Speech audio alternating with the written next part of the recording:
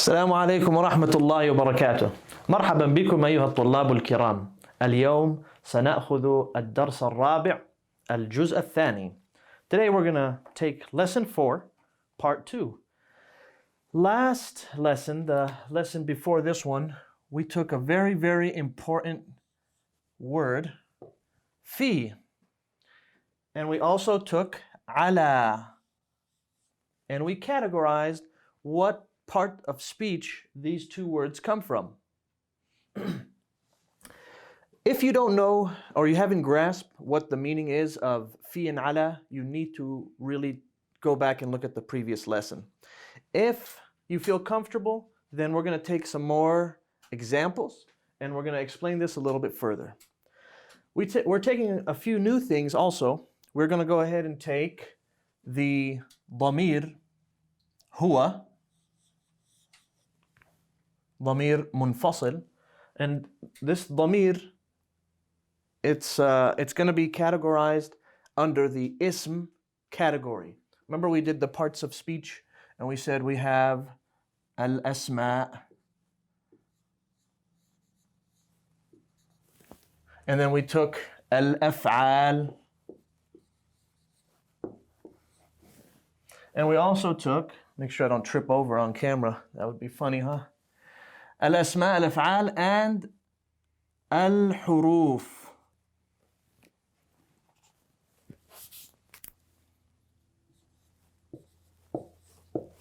Now, don't worry about it being slanted. Man, something is off today, guys. I don't know what's going on.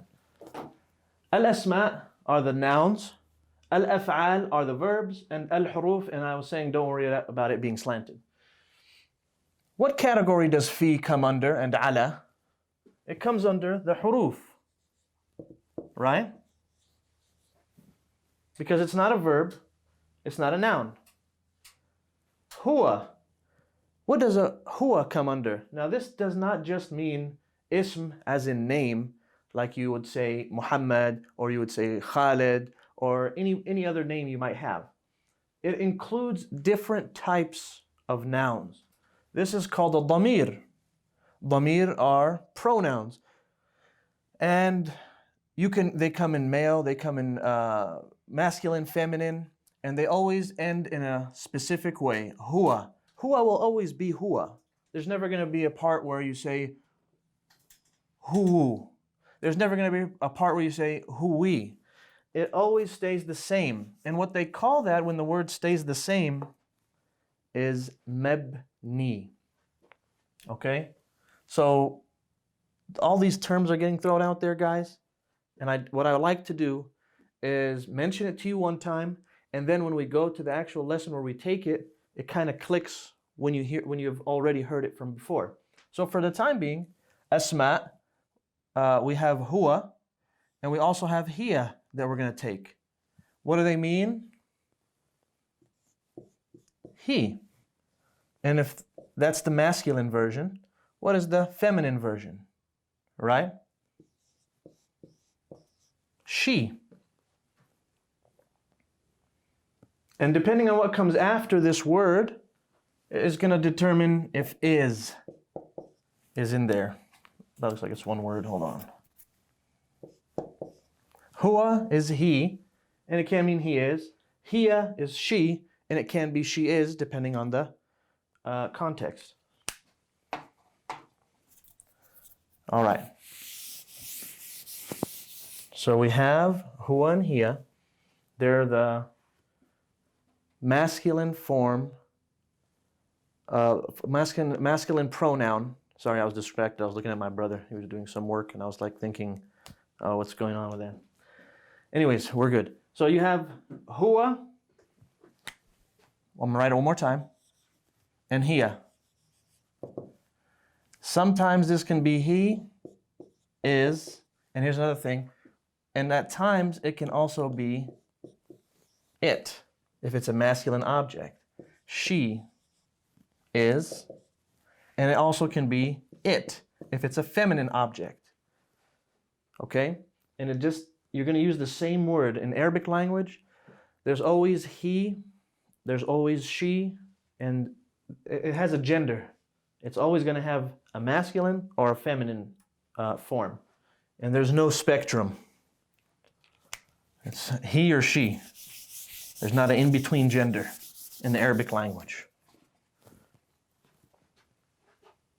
We took that? Okay, good. Let's look at the book and take some examples. If you go down to part B, what you'll find is they introduce a new word for you as well. Let me clear this up so we can start fresh. They introduce a new word, aina. Where? Where is the book? Where is Muhammad? You'd say, aina Muhammad, aina al-kitab, aina al-qalam, aina al-ustad, aina al-imam. You can use this to say where. In the book, they use the first one, and it is aina Muhammad.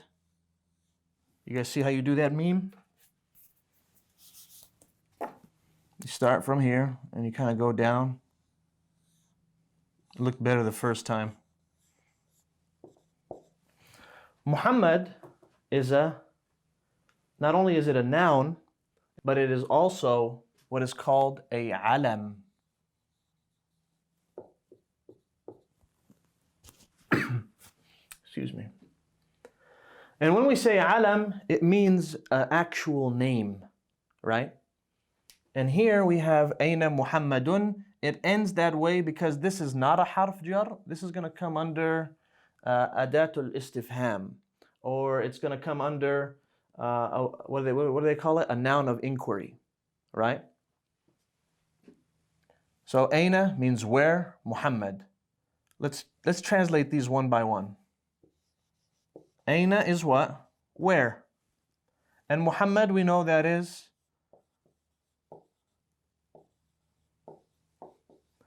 and I know sometimes this can be spelled with an O, sometimes it has two M's. Just take it that it's Muhammad like this. So, where Muhammad, is that a correct sentence? In English, no. You need is. In Arabic, do you need is? Answer is no. Aina Muhammad. Where is Muhammad? So you can see just this one word can be both of them. One word can be both of them. And it's going to end in the marfoo state. Marfoo meaning it ends with dhammatain. That's what he said. Aina Muhammadun. And then we're going to go to the next question. And that's something you guys should try to answer. Where is Aina Muhammad? Listen to that. I'm asking you a question now. Aina Muhammad? Where's Muhammad? They answered, if you go across, they said, Huwa fi al-ghurfa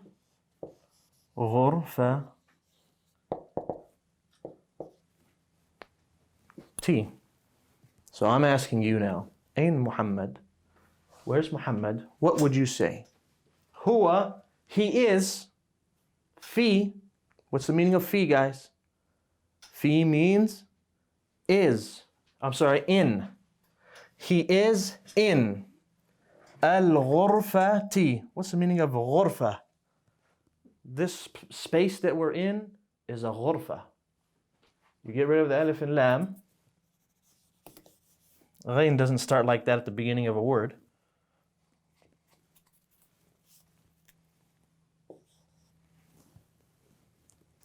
Right? This means he's in a room. If we change it and we put al, it's going to become he's in the room. And why did we end it with this kasra? Because of our good friend fi.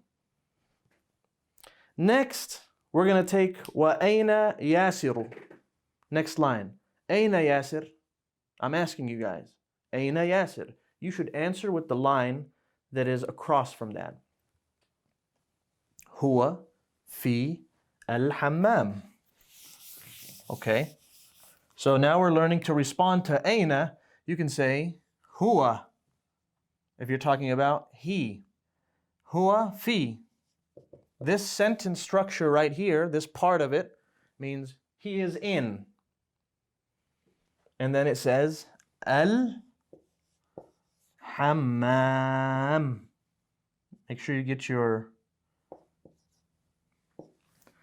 pronunciation of elongating the alifs properly. You can't go by and just say Al-Hammam.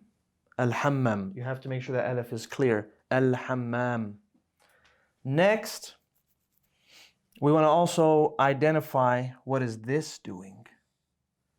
Al-Hammamu.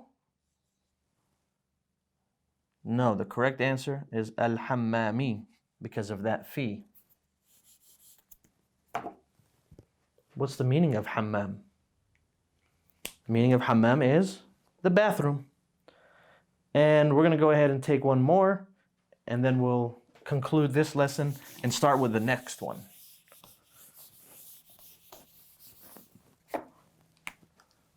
أين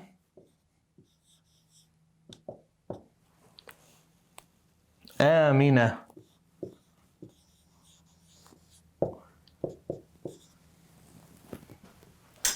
أين, where is آمنة? We'll explain in the next lesson why we said tu and not tun. Where is Amina? And then the answer would be Hiya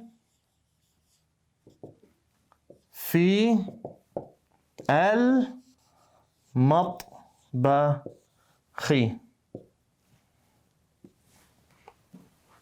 Hiya, she is. Fi, she is in. Al-matbakhi.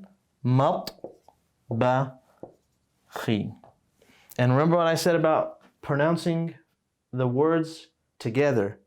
Hiya fi al-matbakhi? No. Hiya fil. Hiya fil matbakhi. She is in the kitchen. We're going to go ahead and stop here, and we're just actually going to just shoot the next class right after, so we can make sure we tie the two together. As always, ask Allah subhanahu wa ta'ala to increase you in knowledge, to make you benefit from what your knowledge is, and to make sure that you ask Him for more knowledge. So we say, Allahumma allimna ma yanfa'una wanfa'na bima allamtana wa zidna ilman. Ila al-liqa. Wassalamu alaikum.